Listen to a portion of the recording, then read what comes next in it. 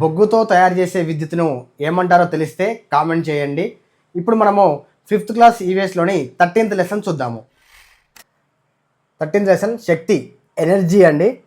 పదార్థాలను మండించడం ద్వారా వచ్చే శక్తిని ఇంధన శక్తి అని అంటాము.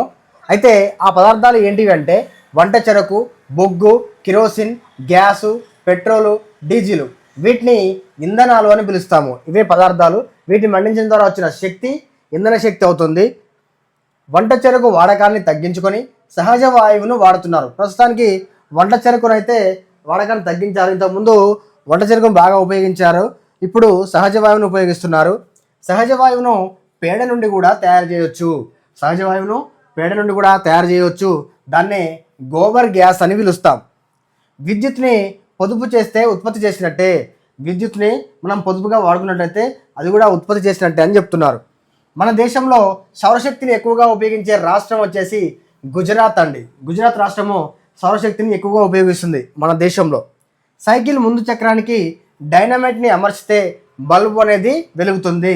సైకిల్ చక్రం తిరుగుతున్నప్పుడు ఆ డైనమైట్లో విద్యుత్ అనేది స్టోరేజ్ అయిపోయి బల్బ్ అనేది వెలుగుతుంది.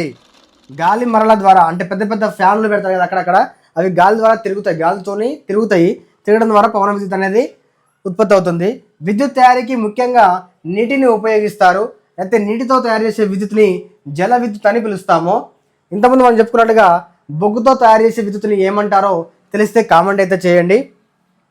నీటి వేగాన్ని ఉపయోగించి టర్బైన్లను తిప్పడం ద్వారా విద్యుత్ తయారవుతుంది.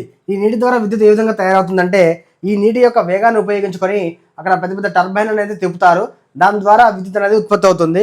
మరి పెన్స్టాక్ అనే గొట్టాల ద్వారా నీటిని పంపి ఈ టర్బైన్లను తిప్పుతారు. మరి ఈ టర్బైన్లను ఏ విధంగా తిప్పుతారంటే పెన్స్టాక్ అనే గొట్టాల ద్వారా నీటిని పంపుతారు.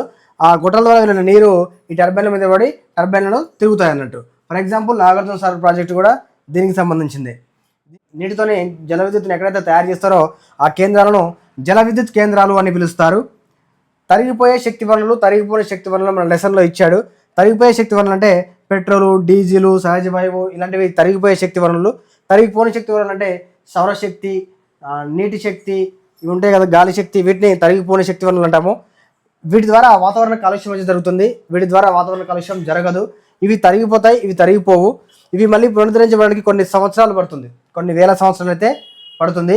వీటి వాడకాన్ని తగ్గించుకొని వీటి వాడకాన్ని పెంచుకోవాలి. వీటిని ఎక్కువగా ఉపయోగించుకునే ప్రయత్నం అయితే చేయాలి. 13th లెసన్ చిన్నది ఇంతే, ఇంకా ఏం లేదు ఇందులో.